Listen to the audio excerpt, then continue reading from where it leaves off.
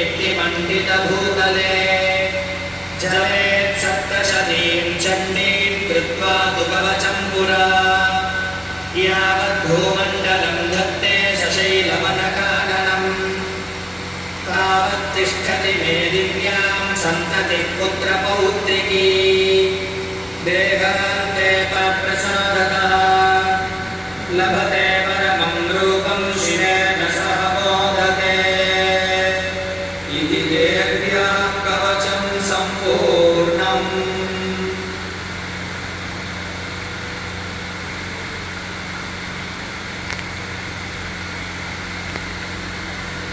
अमुक्रमन्त्रस्य विष्णुर्षिः अनुष्टुप्छन्दः श्रीमहालक्ष्मीर्देवता श्रीजगदम्बा प्रीतये सप्तशती पाठाङ्गत्वेन जपे विनियोगः। ॐ नमश्चण्डिकायै। मार्कण्डेय उवाच ॐ जयन्ती मङ्गलाकाली भद्रकाली कपालिनी दुर्गा क्षमा शिवा धात्री स्वाहा स्वधा नमोऽस्तुते। जयत्वं देवी चामुण्डे जय भूतात्तिहारिणी जय सर्वगते देवी कालरात्रि नमोऽस्तुते। मधुरैटभविद्रादि विधातृवरदे नमः। रूपं देहि जयं देहि यशो देहि दिशो जहि महिषासुरनिर्नाशी भक्तानां सुखदे नमः। रूपं देहि जयं देहि यशो देहि दिशो जहि रक्तबीजवधे देहि चण्डमुण्डविनाशिनी। रूपं देहि जयं देहि यशो देहि दिशो जहि शुम्भस्यैव निशुम्भस्य धूम्राक्षस्य च मर्दिनी।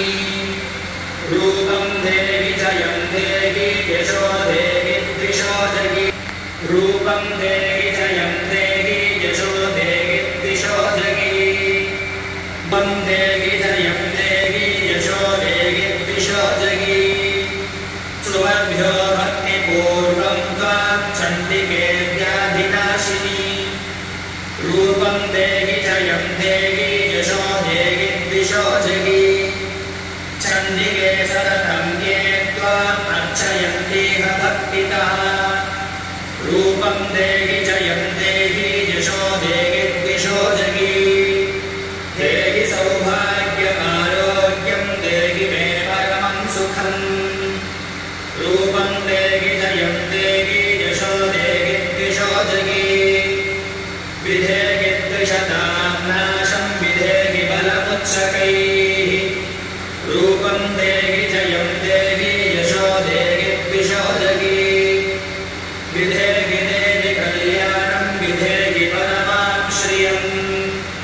रूपं देहि जयं देहि यशो देहि दिशो जहि सुरासुरशिरोरत्ननिभृष्टचरणेन्दिके तं जनं कुरु।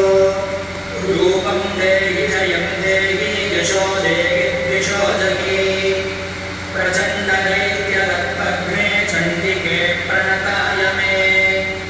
रूपं देहि जयं देहि यशो देहि दिशो जहि चतुर्भुजे चतुर्वक्त्र संस्तुते परमेश्वरी।